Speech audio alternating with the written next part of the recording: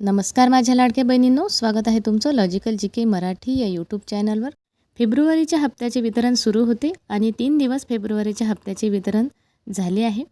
ज्या बहिणींनी केवायसी दुरुस्ती केली त्यांनासुद्धा केवायसी दुरुस्ती केल्यानंतर पुष्कळशा अशा बहिणी आहेत त्या पात्र झाल्या आणि त्या बहिणींना जानेवारी आणि फेब्रुवारी महिन्याचा लाभ मिळालेला आहे। अतिशय आनंदाची बातमी आहे।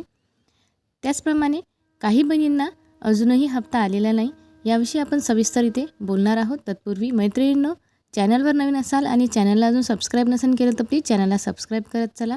व्हिडिओ महत्त्वपूर्ण आहे, सगळ्या लाडक्या बहिणींपर्यंत जास्तीत जास्त शेअर करा। बातमी अतिशय खात्रीशीर आहे, त्यासाठी व्हिडिओ शेवटपर्यंत नक्की पूर्ण बघा। तुम्हाला सगळ्यांना माहीतच असेल की 3 दिवसापासून वितरण सुरू होते। 30 मार्चपर्यंत वितरण झाले। तिसऱ्या दिवशी म्हणजे 30 मार्चला भरपूर प्रमाणात वितरण झाले। ज्या बहिणींना 2 दिवस पैसे मिळालेले नव्हते त्यांना तिसऱ्या दिवशी म्हणजे 30 मार्चला त्यांना पैसे मिळालेले आहे। 31 मार्चला कुठल्याही प्रकारचं वितरण झालेलं नाही। 30 मार्चपर्यंतच लाडक्या बहिणीच्या खात्यामध्ये आपल्याला पैसे बघायला मिळालेले आहेत आणि याविषयी सविस्तर माहिती आपण मागच्या व्हिडिओमध्ये सुद्धा सांगितलेली आहे। काही लाडक्या बहिणी पात्र असून सुद्धा त्यांचे हप्ते बंद झाले असतील तर त्यांनी काय करावं हा प्रश्न आहे। सगळ्या बहिणी कमेंटमध्ये विचारतात की आम्ही केवायसी केलेली आहे तरीसुद्धा आम्हाला लाभ मिळाला नाही किंवा काहींची केवायसीच झाली नाही, तर बरेचसे प्रॉब्लेम आहेत। काही बहिणींना अजूनही हप्ते मिळालेले नाही। कोणाला नोव्हेंबर डिसेंबरपासून हप्ते मिळालेले नाही, कुणाला जानेवारी फेब्रुवारीसुद्धा मिळालेला नाही। तर त्यासाठी आपण समोर व्हिडिओमध्ये माहिती सांगणार आहोत। सगळ्यात महत्त्वाचं कारण म्हणजे केवायसीच आहे।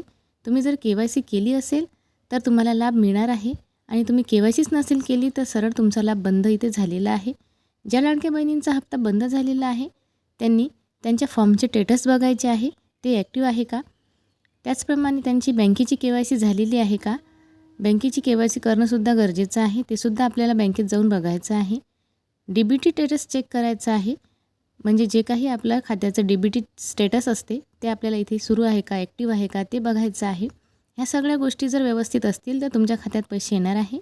त्याचप्रमाणे लाडकी बहीण योजनेची केवायसी बंधनकारक होती, ते सुद्धा केली असेल तर तुम्हाला पैसे येणार आहे। ह्या सगळ्या गोष्टी जर व्यवस्थित असतील, एवढं सगळं असूनही तुम्हाला पैसे आलेले नसतील तर तुम्ही एकदा महिला व बाल विकास कार्यालयात जाऊन बघायचं आहे। तुम्ही स्वतः मोबाईलवरून DBT स्टेटस चेक करू शकता।